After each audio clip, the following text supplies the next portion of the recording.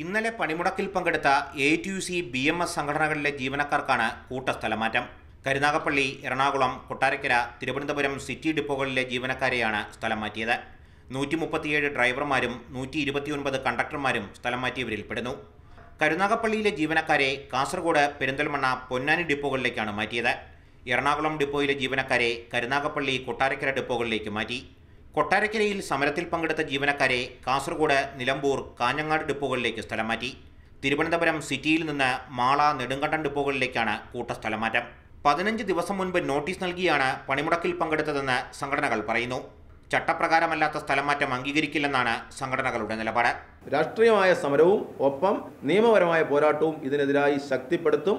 ഞങ്ങളുടെ trade union അംഗബലത്തിനും ശേഷിക്കുമൊക്കെ എത്രയോ അപ്പുറം ആ സമരത്തെ വളർത്തിക്കൊണ്ടുവരേണ്ട ഒരു സാഹചര്യം ഉണ്ടായാൽ അതിൻ്റെയൊക്കെ ഉത്തരവാദി മാനേജ്മെന്റ് ആയിരിക്കും. പണിമുടക്കിയ 2 സംഘടനകളും അംഗീകൃത യൂണിയനുകളല്ലെന്നാണ് KSRTC മാനേജ്മെന്റിന്റെ വിശദീകരണം. നോട്ടീസ് നൽകി എന്നതുകൊണ്ട് മാത്രം പണിമുടക്കാനുള്ള അവകാശമില്ല. യാത്രക്കാർക്ക് ബുദ്ധിമുട്ടും കോർപ്പറേഷന് നഷ്ടവും ഉണ്ടാക്കിയതിന്റെ പേരിലാണ് സ്ഥലമാറ്റം. നടപടി പുനഃപരിശോധിക്കുന്ന പ്രശ്നമില്ലെന്ന് KSRTC മാനേജ്മെന്റ് വ്യക്തമാക്കി. CG കടക്കൽ, മാതൃഭൂമി ന്യൂസ്, തിരുവനന്തപുരം.